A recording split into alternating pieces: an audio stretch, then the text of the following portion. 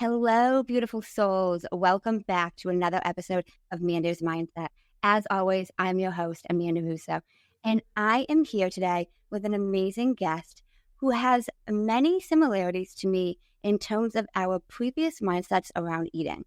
We also touched upon previously how a lot of our eating habits and patterns are often unconscious to us. And her and I are going to delve into that today. And I am here with Courtney. Thank you so much for joining me. Yeah, I'm so excited to be here with you, Amanda. So can you take us down memory lane and tell us a little bit about foundation, upbringing, family dynamic, however deep you want to go with that? Yeah, I'll give you the 1,000-foot view and you can let me know if you want to go deeper. My mother died when I was 1. I was a baby, so I don't remember her.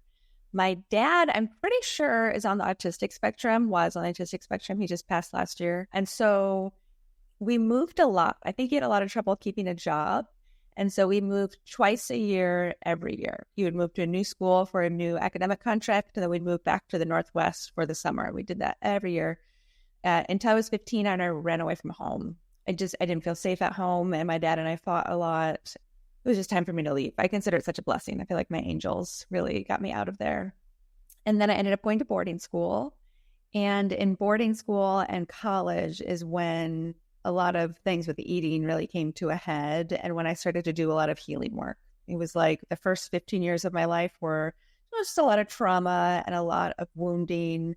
I really didn't feel loved, I think, was the core aspect of my childhood. I was really loved. I know now my dad loved me immensely, but I didn't feel loved and I didn't feel connected to him. And so I was really lonely and I was really self-critical. I was always figuring like, why am I not loved? What's wrong with me? Something must be deeply wrong with me for me to not have this experience that everyone else seems to be having. In college, I thought about pre-med for a hot second. But I decided Western medicine was just all about drugs and surgery, which are great tools, but not the tools I wanted to use. And so I ended up going to massage school. And then from massage school, I went to acupuncture school. And now I work doing kind of alternative healing. I do acupuncture, body work, herbs. I do some psychic work. But like the archetype of the wounded healer really speaks to me. That's clearly like the path that I'm on. Okay. Now, did you have any siblings? Just me and my dad. And so when you ran away, then you went to boarding school. Was that right away? So I ran away from home and I started living with a friend I'd been staying like 2 nights a week with. And her family was great. I had another friend who actually had a room for me in her basement because I was spending a lot of time there also. And then I had a third friend who was being raised by a single mom who was sort of like, more the merrier, like come on in. So I bounced between their 3 houses. I looked into becoming an emancipated minor, but I was going to this LaSalle high school that it was kind of a dick move. They were like, you can't be a student here if you're emancipated minor. And so then I was like, okay, well, then I have to figure out how to transfer high schools. And now this is getting very complicated. And then my dad wrote a really nasty letter to one of the women I was staying with, one of the moms, basically threatening to get the police involved. And so I went back home and that's when I started applying to boarding schools. Oh, okay. So now did he miss you? Oh, I'm sure he did. So my mom died from breast cancer. She had it originally when she was 27. It came back when she was pregnant with me when she was like 37, 38. I learned much later in life, in my late 20s, that she had actually made arrangements for me to live with her brother and his wife and kids who live in North Carolina. They have my aunt has a son from a previous marriage. My aunt and uncle had a son together. And then they waited to have their second kid because they thought I was going to join their family. So there's a big gap between Sam and Karen's actually named after my mom, Karen. So I just felt like everyone just abandoned me. You know what I mean? I felt like everyone just like left me with this weird guy. Why is no one witnessing what I'm going through over here? But that arrangement had been made. Oh, I just wondered how you went to like boarding school was right after you left. Yeah. You asked me, did he miss me? So he couldn't let go of me. You know what I mean? Like mom had made this arrangement for me to go and he couldn't lose her and me at the same time. And so again, like I know my dad loved me so much. He was just a busy single parent. He was autistic, which means he wasn't great at communicating or tuning emotionally. And he was really overwhelmed with raising a daughter, I think. Single dad raising a daughter is pretty tough. So I think he was just like stressed out. He had a really rough temper. So he was just stressed out and angry all the time, which now that I'm an adult and watching my friends parent kids, I'm like, oh yeah, that's real. Being stressed out and angry all the time is totally a normal parenting experience. Mm. So now, when did you find out that you were supposed to go with your uncle? I visited my aunt and uncle after I graduated grad school. I was probably like 28, 29. And it just kind of came up in a conversation. It was really, healing for me to know that my mom had thought that through, at least tried to make plans for me. I bet. That's beautiful, though. Okay. Yeah. And so now you said the stuff you're eating, when did that start to develop? It's such a good question. I can see how I used food as a comfort from a really early age. I remember sneaking chocolate and cookies a lot when I was in first, second, third grade. I would just go to the cupboard and start sneaking those foods, which I think is really normal for a kid. But it escalated through middle school, where if I had any feelings, and middle schoolers have a lot of feelings, I just went to eat my feelings away. I was totally unconscious. I mean, it was simple sugars. Like I would eat a lot of bread, or I would eat a lot of chips, or I would just eat a lot of ice cream. I do remember feeling around middle school, early high school that I wasn't in control of it. Like those binges were things that just happened. And afterwards, I would feel so shitty about them, but it was almost like I wasn't conscious in the moment, like I was on autopilot. I did become a vegetarian when I was 10. And I think that's related to all this, because a vegetarian diet, especially if you're not being conscious about it, which as a 10-year-old I was not, is so much sugar. It's just a lot of carbohydrates and not a lot of healthy proteins. It was the 90s. We were all doing the low fat thing. So I was just eating a lot of sugar, a lot of simple carbs. And I do think that sets you up for this binging cycle. Fat is what, now I know all this. Fat gives us more sustained energy through the day. Protein is really critical for all of our biological functions. And if you're not getting the fat and protein you need, your body's just going to say, well, give me what you got. Like, give me more calories, because I'm a growing, teenager, and I need more nutrition.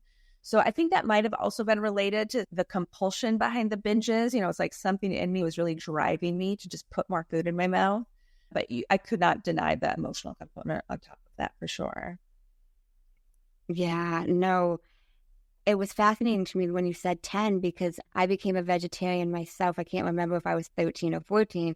So I was very uneducated about it. So again, like a lot of the carbs, because you don't know the importance of protein, the importance of all these other nutrients, Exactly. which yeah. And especially the kids, so easy just to slip into like bread, pasta, cookies, cakes, chips, those are maybe some cheese. If you're lucky, you're getting some fat and protein from cheese. But outside of that, those are the easy foods that kids are fed, Yeah, I remember being in way at one point, like we'd have rolls from the grocery store, and I would just eat a roll instead of putting it like eating a sandwich. Yep, just the bread. Yeah. Because it's just the quick. And it's interesting how you mentioned to me it's unconscious, because for so long, it took me so long to realize that. Yeah. For me, it really escalated in high school, where we were also pretty poor. So we didn't have a lot of food in our cupboards that I could sneak. I mean, literally, there was like a box of cereal and a loaf of bread. And so when I was in any situation where I could sneak more food, at a friend's house who had a really full stock pantry, I remember being in like school kitchens and no one was around, and I could like go into the fridge and start grabbing things that were in there. I would sneak so much food, and it would have to be sort of rushed and hurried and secretive and hidden. And I think all of that played into this also, where it was like, oh yeah, when you eat, it's like in private. It's a secret thing that you can't tell anyone about. And it was really desperate. I'd just be eating like fistfuls of cookies or like grab pieces of cake. And that continued for a long time. This habit of just like stealing, sneaking food and eating it so quickly and privately. And then it became an obsession. I was always thinking like, where else can I sneak some food from? Where else can I like eat 3 candy bars and no one will know about it? And that definitely escalated in high school and college, like with the dining halls. I think I really worked hard to keep up this front of like what people see me eat will be normal. So I'd have like a normal meal around my friends, or even like a light meal, like, oh, I'm not hungry, I'm gonna skip breakfast today. But then I would take food from the dining halls back to my room and just like pig out there, And again, it's so hard to describe it if you haven't experienced it, but that compulsive eating, it's like you don't stop to chew or taste, you're just like swallowing. And it just like puts up the brakes. Like you cannot put more food into your body. It's a horrible experience. And it feels, I feel a lot of shame around it because I feel like I should have more self-discipline. Like, what is wrong with me that I can't stop eating this food in front of me? There's something weird going on here. And so it was very hidden and secretive. Years later, I got into 12-step groups, Overeaters Anonymous. And I remember there was this lovely woman who said, I don't think people with eating disorders have less self-control. I think we are constantly trying to control our environment. We're just using the wrong tools to do it. And I really think there's something to that. It was like whenever I felt out of control emotionally, whenever there was, content from my past that needed my attention, and I was like, I do not have the resources to look at that right now, I turned to food. I turned to this tool that, again, has been around since I was like 6 or 7 years old. If you don't feel good, food is here for you. And in some ways, I feel like it's the drug that's most accessible to really young people. Like, drugs are a coping strategy people use to feel better about themselves or to feel better about life. And they're like, escaping something into the drugs, into the alcohol. And when you're a child, that's often not available to you, but food is there. I feel like sugar was the drug that I had access to that continued to be my biggest Achilles heel, even when, actual drugs and alcohol were available. I was not nearly as interested in those as I was interested in using food. I was honestly thinking the same thing when you were talking about that, because to so many of us, whether we're a child, regardless of the upbringing we're in, most of us have access to some sort of food, even if it's not a lot. Like you mentioned, you had just the basics, but you had access to it. Yeah, exactly.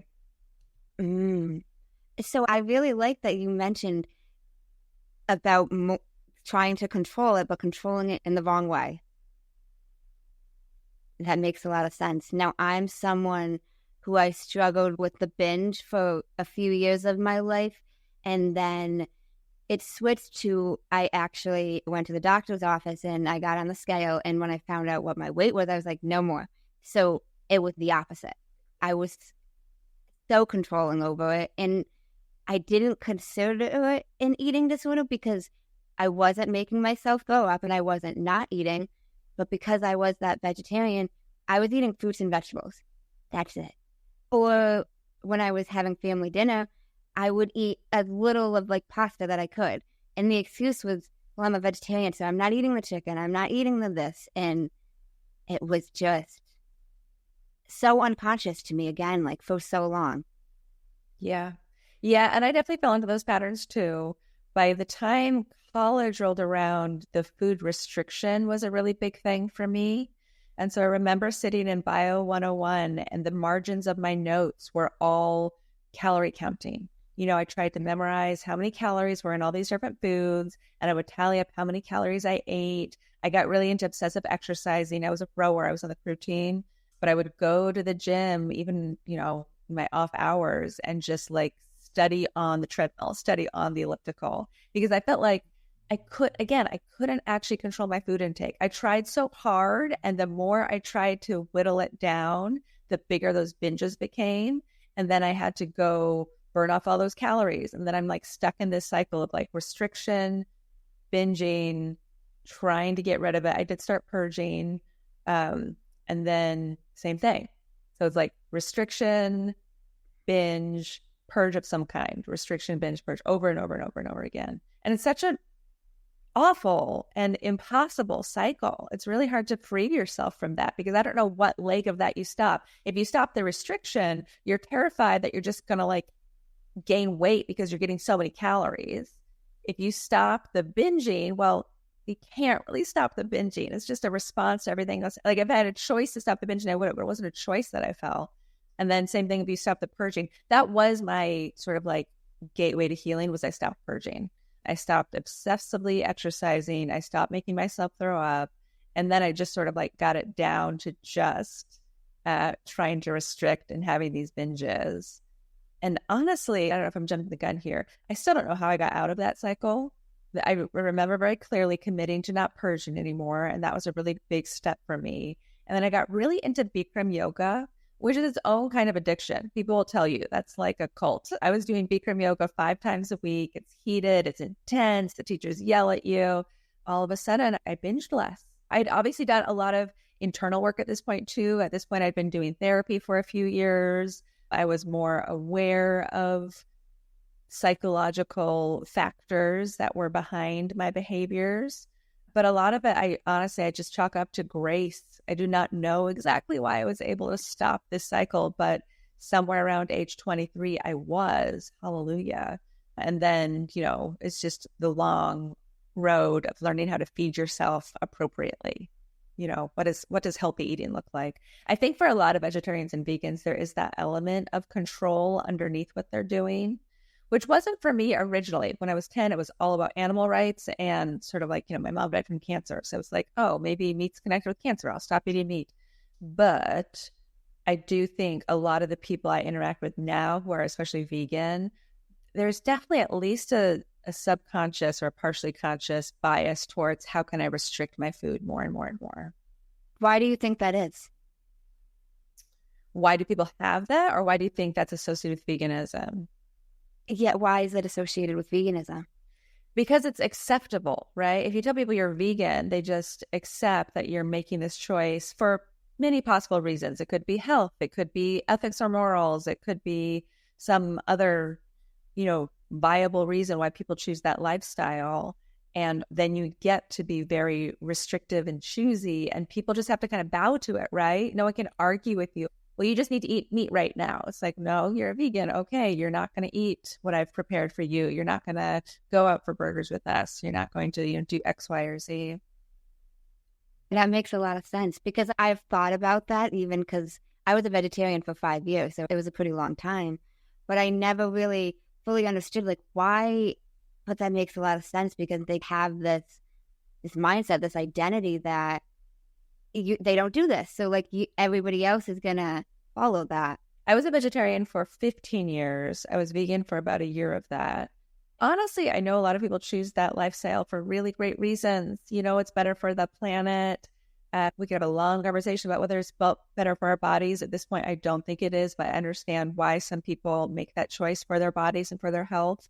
I'm a huge animal rights advocate. I think the way we treat our animals that are raised for consumption is horrible. I totally get some of the reasons behind that also. And I don't know if it's the chicken or the egg, but people who make that choice become more and more interested in how they can control their food intake. I noticed that even with myself when I was one. So you mentioned a few times a 12-step process that helped you. Can you elaborate on that a little bit? Yeah, it's just 12-step like Alcoholics Anonymous. It's the same program. And, there's Alcoholics Anonymous, there's Al-Anon, there's Children of Adult Alcoholics, I think. There's Codependence Anonymous. There's a bunch of offshoots of that 12-step framework.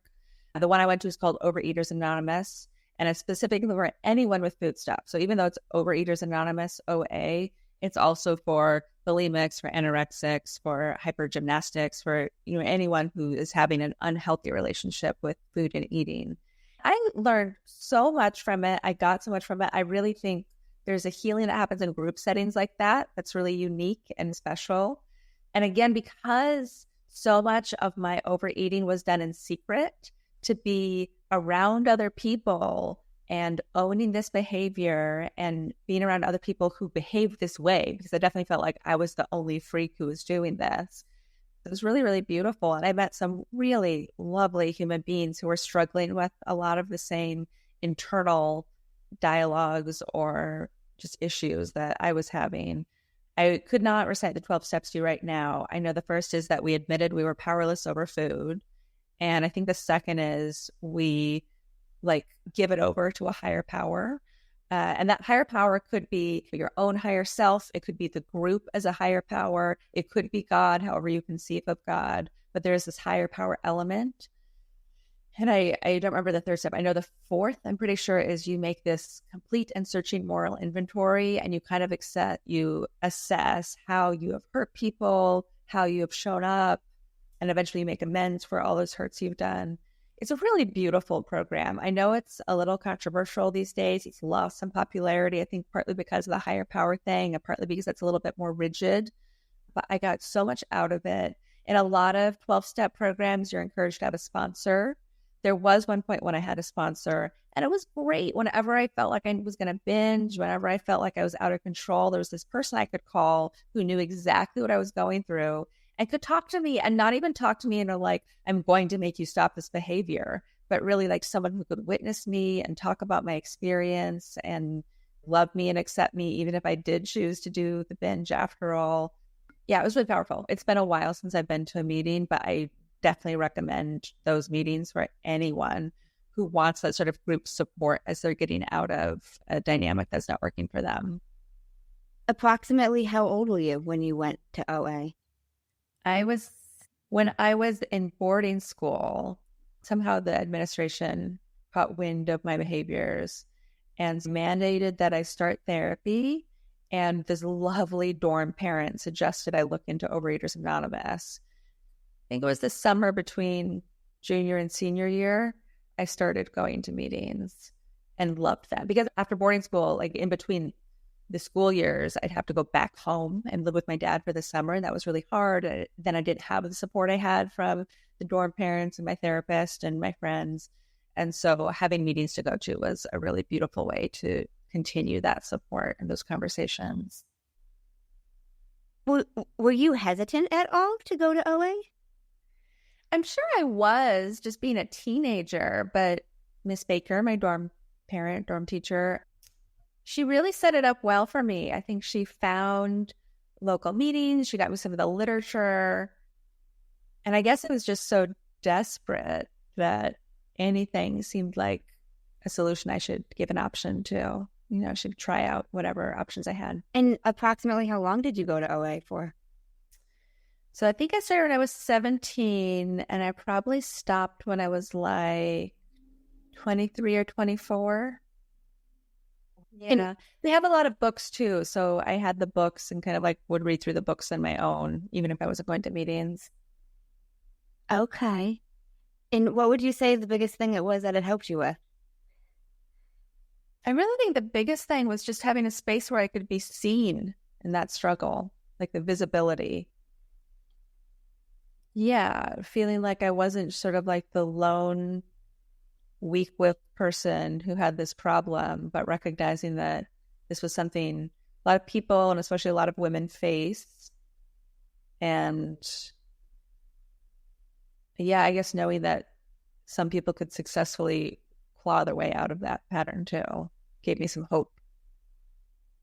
That makes a lot of sense. Because, you know, even like you mentioned a few times, like the binging or the poaching, it's done in private, you know, and I think not all, but like a lot of addictions, even like, now I've never gone to AA, but I've struggled with alcohol addiction at points in my life. And it was something that was a more public thing because it's more socially acceptable, right. You know, yeah. So I didn't have that lone aspect per se as much with that. Yeah, totally. I think that's great though that you had the sponsor, because even like you mentioned, whether you made the choice to do it or not, you still had somebody to talk to about that. Yeah. And I think for me, especially since loneliness was such a root of how unhappy I was, I felt so alone and I felt so unseen in my home. The idea of community or a group being a big part of my healing makes so much sense. I finally got some of that connection and acceptance and visibility that had been missing for so much of my life. Okay. So fast forward to college, and now how was eating for you there? It was really rough. So I did that mandatory therapy. I did mandatory therapy at my first high school when I ran away. I did mandatory at my second high school when they found out, you know, these eating behaviors. And then in college, they found out about my eating behaviors. And again, I had to do more mandatory therapy. So yeah, it was rough. It was such an obsession. It was just something I thought about all the time. It was just always top of mind. It was like food and weight and sneaking things and calories. I was just always thinking about that. I was so unhappy with my body. I wasn't huge, but I was definitely what I would call kind of like pudgy, bigger, curvy. And yeah, I just hated my body. It wasn't comfortable with my body. I wasn't proud of my body. You're at an age, those years, 16 through 22, are like supposedly a woman's prime as far as her beauty, and a lot of the females around me really were blossoming and were so beautiful, and we're having a lot of fun dressing in beautiful, revealing clothing and really showing their body off and having people attracted to their bodies. And I just felt like I wanted to hide my body. I wanted to run away from my body. I wanted to get out of my body. I wanted to punish my body. So I had a really difficult relationship with my physical self that dominates your entire existence if that's how you feel. You can't actually get away from your body. Everywhere you go, there it is. So I'd be sitting in class, I'd be having a meal, I'd be on a date, I'd be with my friends, and I'd always just be thinking about how much I hate this fucking body. I got to change it. I got to make it better. I got to do something about it. And that ended up manifesting in some kind of eating behavior down the line. Now, when did this start to shift for you? So when I figured out I did not want to be pre-med, my sophomore year of college is really when a lot of my purging hit a fever pitch. In fact, a friend wrote a paper about me for her anthropology class or sociology class, because at that point I had vomited in like every building on campus, which was terrible. And it's not something I'm proud of, but all the dorms, so many of the classroom buildings, some of the public buildings. And so she interviewed me and started talking about the motivation behind that. And I just looked at myself and I said, something has to stop here. Like, I am not on a good trajectory right now. And I don't see anything really interrupting that. And so I need to do something to interrupt that. And my junior year, which is when a lot of people choose to do like a junior year abroad program, I decided I would take a leave of absence because I had extra credits. And I would go study massage therapy because it was on my life bucket list. And I would do it in New Zealand because everyone else got to travel, so I wanted to travel too.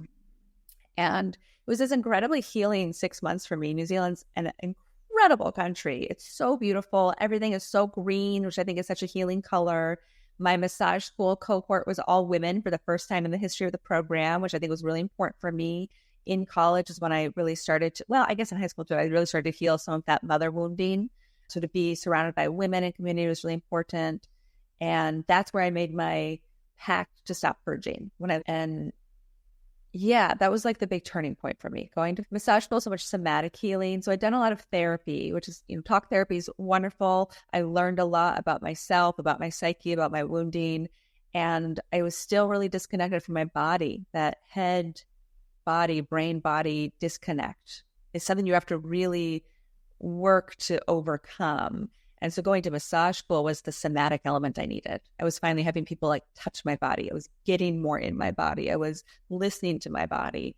And so I think that was a big part of what springboarded this next step of my evolution too. And then I went back to college and I finished my program, and I was definitely eating more healthy those last 18 months of college.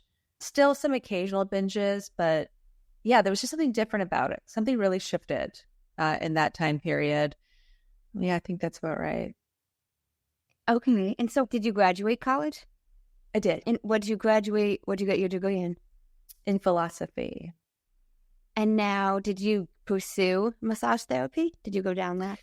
Yeah, so I was a massage therapist. I joke it was my grad school job because when I was in New Zealand, I saw an acupuncture demonstration. And so what I came to was like, I don't want to do Western medicine, drugs and surgery, not the tools I want to use. I'll do Chinese medicine, needles, herbs. Those feel like the tools I do want to use. I finished my philosophy degree, stayed in Philadelphia, traveled the world for about 2 years, just, post-college fun. And then I started grad school in San Francisco. And so I worked as a massage therapist from the time I graduated college to the time I started my acupuncture practice.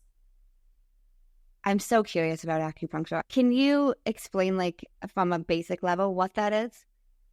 Yeah, there's a couple different ways we can think about it. I always give my patients the Eastern view and the Western view, since I feel like I kind of have that background in both. From an Eastern perspective, everything is energy. We have all these lines of energy running through our body, and we call the energy qi in Chinese medicine. We want to balance yin and yang, which are opposites. We want to make sure the blood and the essence, the jing and the shui, are doing what they need to do. So it's all about balance, and it uses, in Chinese medicine, 5 pillars: acupuncture, herbs, body work, diet, and qigong, which is like energy meditations or energy movements, in order to find that balance. So acupuncture we use when there's a stagnation in the body, the energy is not moving properly, or there's not enough energy, and we use the needles to get that energy moving, or to bring energy to an area where there's not enough energy. From a Western perspective, the nervous system and the endocrine system are really important for our systemic health. The needles really stimulate the nervous system in this really unique way that also causes a cascade of responses in the endocrine system, which is hormones, right? And so you can use the needles, and they've done, fascinating studies about the way the nervous system changes their signaling. Like if you've had chronic pain, that's like a nerve telling your brain over and over, hey, it hurts over here. And after a while, the brain is like, well, I don't have any other resources to send you, so I'm just going to put up with this signal. And the needle interrupts that pathway. The needle might say, hey, brain, over here. And then the brain's like, oh, I've got some, fun neurotransmitters to send to you that might help with this signal. And that might help the back pain too. That's been going on for a long time. Honestly, Western medicine does not totally understand how acupuncture does what it does. This is one of the theories. My favorite studies on acupuncture from a Western perspective are brain scans that they do while someone is receiving acupuncture. And in one of these, there's a point on the toe that's supposed to help the vision. Weird connection, right? How does this work? And again, we're going to go back to the nervous system being this long branching web of fibers throughout your whole being, but it's all connected. And when they needle that point while someone's getting a brain scan, the visual cortex lights up. So somehow the ancient Chinese figured out this nervous system connection between the small toe and the visual cortex of the brain, which goes on to change your vision. So I think that that's the best way to phrase it, or to frame it in terms of like a Western perspective, is nerves and just like chemicals that are being released based on stimulation in the body. I think about both perspectives when I'm treating people. I think when I get too Western, my treatments aren't as good. And so sticking close to that Chinese medicine theory, there's really something there. I was such a skeptic for such a long time. And I really thought, like, this is just nervous system stimulation. We're getting people out of fight or flight into rest or digest. Homeostasis lets the body heal itself. I think there's something to that. But the more powerful treatments I've done are all about this Chinese medicine theory of like how the meridians are talking to each other, how the body parts relate to the organs, how the emotions relate to the body and the energy. It's beautiful. Chinese medicine is a beautiful system. And I'm sure that was another part of my healing. Going to massage school, you get a lot of massages. Going to acupuncture school, you get a lot of acupuncture. And so I got a chance to work on my own body that way also. You explained that really well. Thank you. Good. Yeah, Good. I am fascinated by that brain scan in the toe and the vision. Yeah. That was at the University of California, Irvine. It was a small sample size, but if anyone's a data nerd, you look that up. What are some things you've noticed it help your clients with? Well, the things acupuncture is most studied for, which you can now get a PhD in one of these two specialties, are pain management and fertility. And so especially pain management in Europe, they've done a ton of really great studies on how acupuncture helps with pain management. I treat a lot of pain. I think we all have bodies, which means we all have pain at some time in some way. And so whether that's chronic pain or a sports injury or some kind of systemic pain, I just think acupuncture is great for pain. Really, really great for pain. Fertility is an interesting one. I don't do a lot of fertility work in my practice, but I used to work for a woman who does a lot of fertility work. The data, the studies are really compelling. It really helps with if someone's doing like an IVF treatment, doing acupuncture right before and after the embryo transfer has significantly higher rates of success. And so we can theorize it's getting the body, again, to relax into that rest and digest state. It's getting a lot of the hormones, the endocrine system to secrete the way it needs to. Chinese medicine is, again, all about that balance of yin and yang. And to conceive, you need this healthy balance between yin and yang, both in a woman's cycle and between an egg and a sperm. And so it just excels at fertility. So pain management and fertility are very common. But then also, just like Chinese medicine, acupuncture was the primary medicine for an entire continent for like 2,000 or 3,000 years. I mean, the records go way, way back.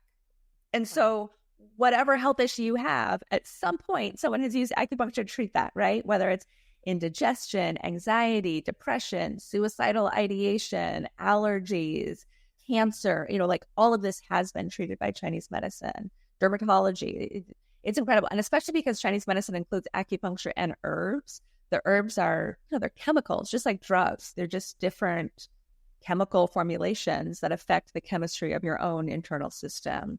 So the best thing I could say is if you have a health issue and you want to try Chinese medicine, find someone who has a lot of experience with your specific thing. If you have a thyroid problem, find someone who does thyroid medicine, because there are so many practitioners now, and hopefully it's sort of like there's a key for every lock. And especially in this very global world, all this online health access that we have, find the key to your lock, because I guarantee you someone has been looking at your problem from these different lenses, these different angles.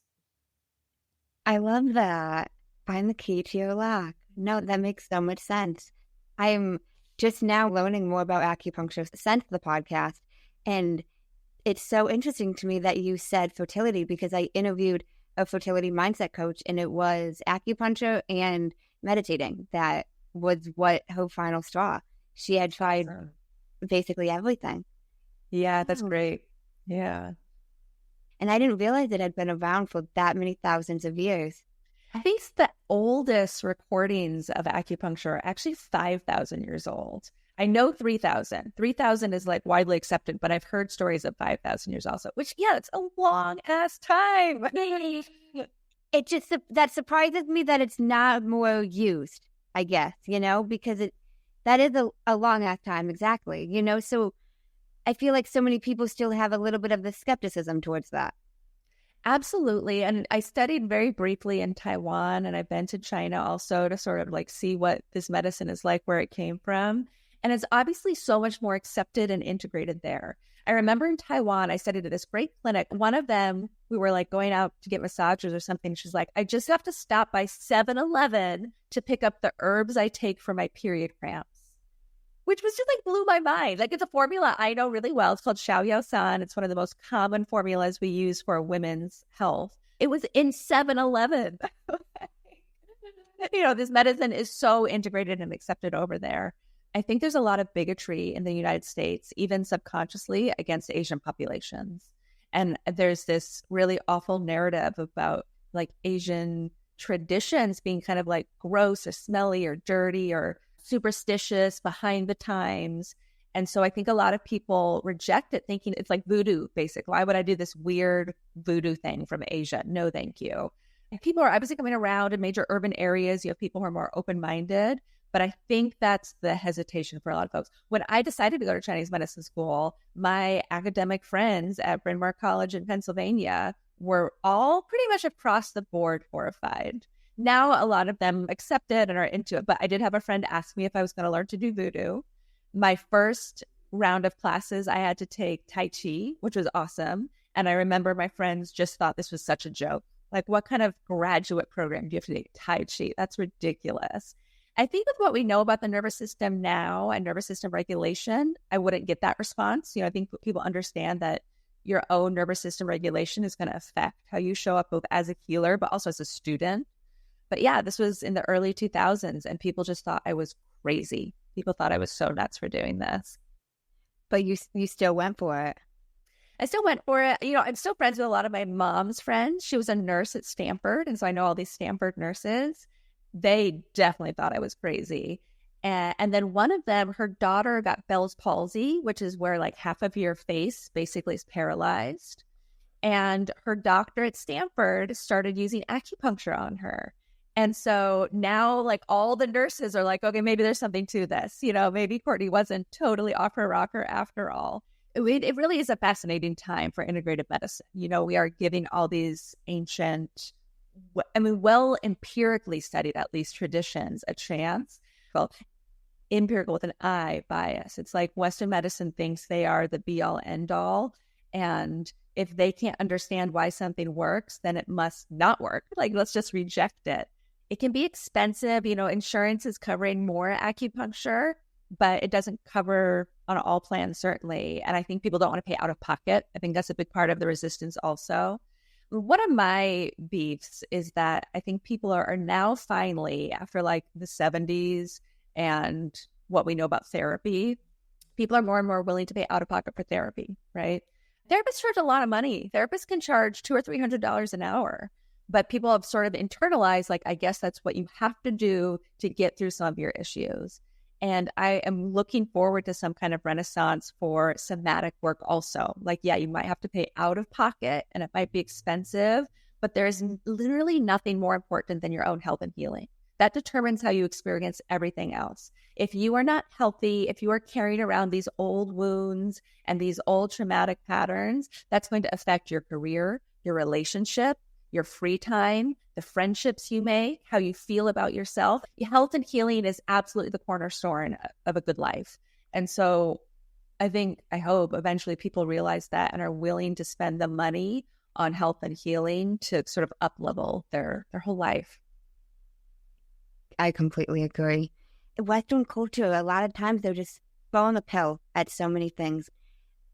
I feel like there's less, I know I could totally be wrong on this, but I feel like there's less side effects, per se, of even something like acupuncture.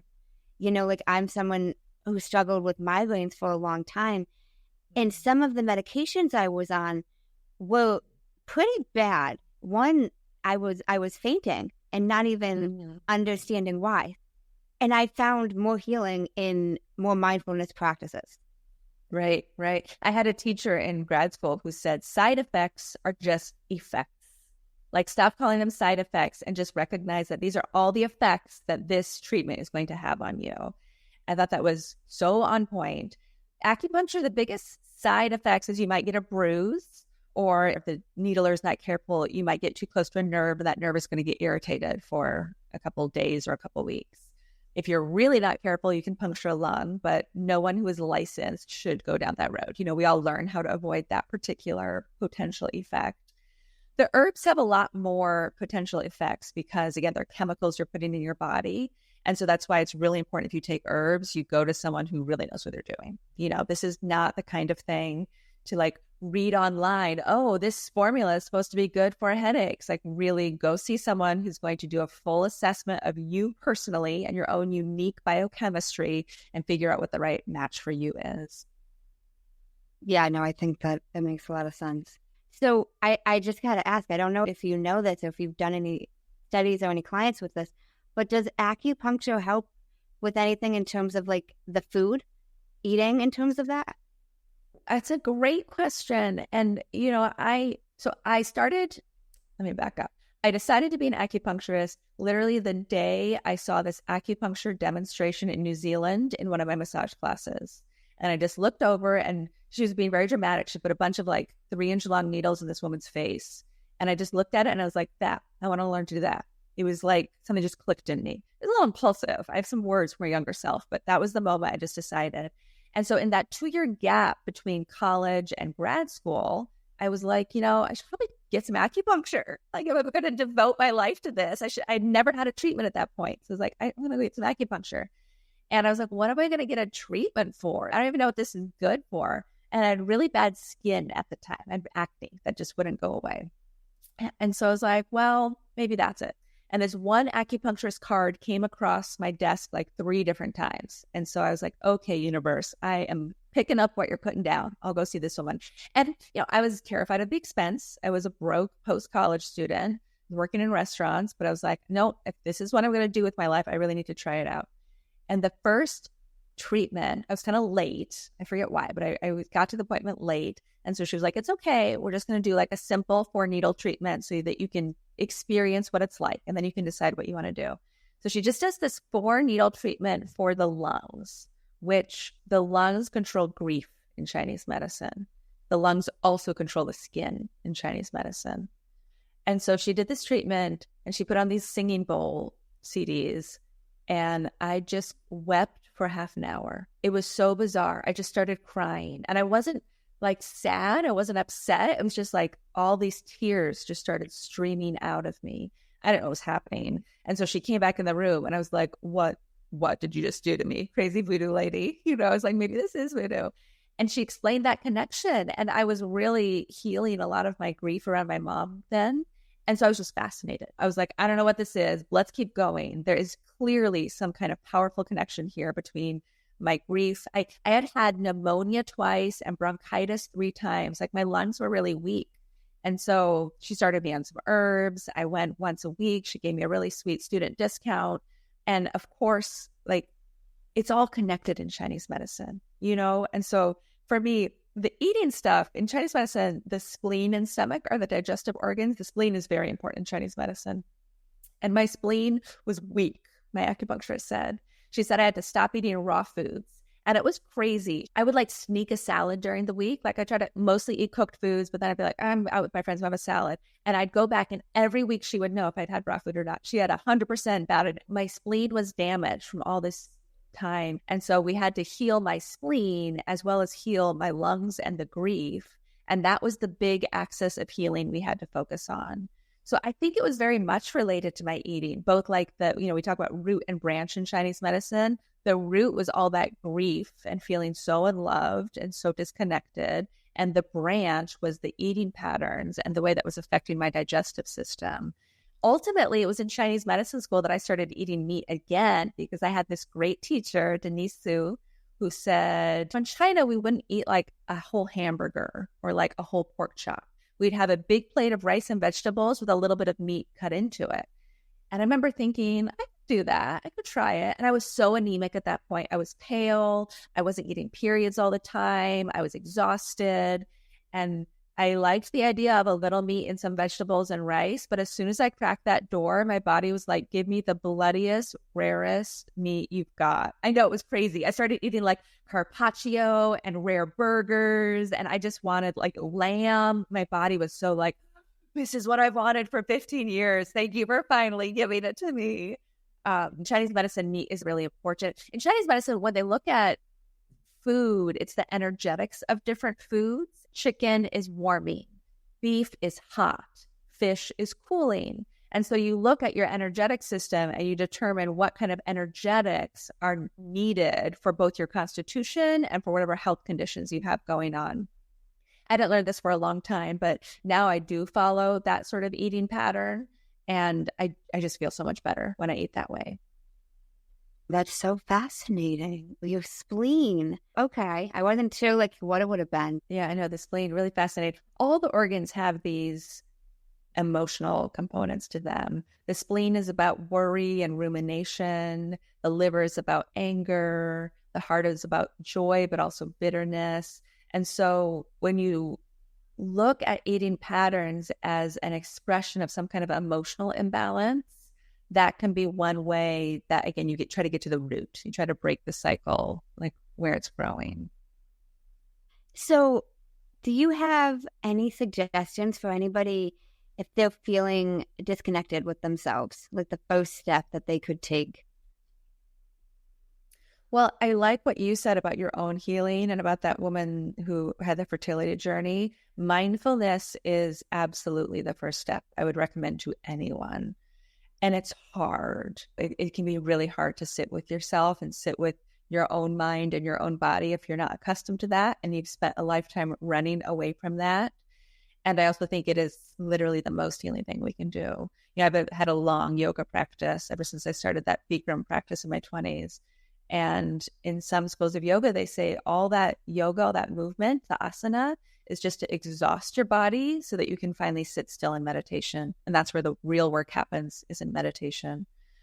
So a mindfulness practice, and that can look like a lot of different things. If you cannot sit alone on a cushion, and a lot of people can't, there's no problems with that. Maybe you can sit with a teacher or with a group. Maybe you can do a moving meditation like yoga or like some kind of walking meditation. Maybe you want to do the Zen thing and sit with a koan, let that koan really unfold inside of you. But having a mindfulness practice will change your life. It will change your life, undoubtedly. I do have this bias towards yoga because it was such a huge catalyst for my own healing. I ended up eventually getting into Ashtanga yoga, which I really love. And in the Ashtanga world, they say practice once or twice a week to maintain your health. Practice 3 or 4 times a week to change your body. Practice 5 or 6 times a week to change your life. And I found this to be totally true. When I was doing Bikram 5 days a week, that's when my life totally changed. And when I started doing Ashtanga, I did it 5 days a week. And again, like major leveling up. And right now I'm practicing, I don't do Ashtanga right now, but I practice maybe 3 or 4 times a week. And it really is just for my health. It really is just to sort of like keep my body where I want it and keep my head from getting crazy. It really does help with that. So yoga and mindfulness to me are the perfect gateway drugs. They are accessible. They can be inexpensive. You can do them on your own or in community. That is absolutely where I'd recommend anyone start their journey. I agree. Now, I'm just curious, what type of yoga is that? Asananga, you said? Ashtanga. Asta means 8. So Ashtanga yoga is the 8 limbs of yoga. Mysore is a city in India where they do this sort of practice. And instead of the teacher leading the class by calling out the poses, the teacher teaches you a sequence and you memorize it and you come in and do that sequence on your own pace whenever you want to have a practice, and preferably every day. They practice early in the morning. And then the teacher just goes around the room and offers adjustments, maybe hands-on adjustments, maybe suggestions, alignment, move your hip back, open your shoulders, open your chest. I love this style. I had just started the secondary series, but most people just really do that primary series. We all memorize the same series of poses. And there's something about doing the same poses every day that I actually really like. There's something about returning to like, what does my body experience in Janushirasana today? What is that like for me? What has shifted from yesterday? What changed since that plane ride I took or that breakup I went through? I really love Ashtanga yoga. It's intense. It was originally designed for like young boys who are very acrobatic. And so there's a lot of injuries, and I injured myself doing Ashtanga. I have some hesitations about some of the adjustments people do. They can be too intense.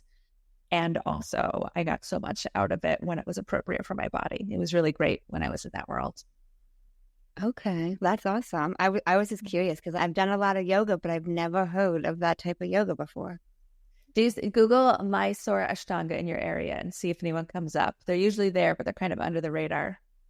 Okay. Thank you so much for speaking with me. Now, have you heard of a man named Jay Shetty?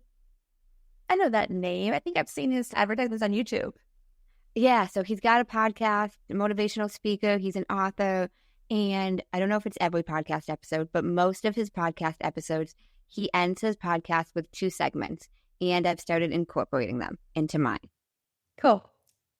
So the first segment is the many sides to us. And there's 5 questions. What is one word someone who was meeting you for the first time would use to describe you as? Poised. Number 2. What is one word that someone who knows you extremely well would use to describe you as? The words that come up are bland descriptor words like amazing or incredible. I also want to say kind, but I'm not sure if that's true. I don't know if that's aspirational, but I'm going to go with kind. Okay. What is one word you'd use to describe yourself? Complicated. What is one word that if someone didn't like you or agree with your mindset would use to describe you as? Woo-woo. What is one word that you're trying to embody right now? Confident. second segment is the final 5, and these can be answered in a sentence. What is the best advice you've heard or received? My personal motto, which is the advice I give to people, is pack light and say yes. Why is that the best? The pack light is a metaphor, right? It means when we're traveling, don't take too much luggage, but also on the journey of life, don't take too much luggage. Pack light, let go of things. You don't need it. And then say yes, because I think life is so fast and really quite short. And we really do regret the missed opportunities more than we regret trying things. So I think say yes to all the opportunities that come your way. Not a weak yes. I mean, like, with gusto. See what you can say yes to. Okay. What is the worst advice you've heard or received? Eat a low-fat diet. What is something you used to value that you no longer value? Keeping the peace in relationships. If you could describe what you would want your legacy to be as if someone were reading it, what would you want it to say? She taught people how to be kind. If you could create one law in the world that everyone had to follow, what would it be? And I want to know why. I don't like this question because I think freedom is so important, and freedom means making your own laws. I guess what I'll lean into is what I really believe in of the law of karma, which is that everything that you do in the world is going to come back and be done to you in the world.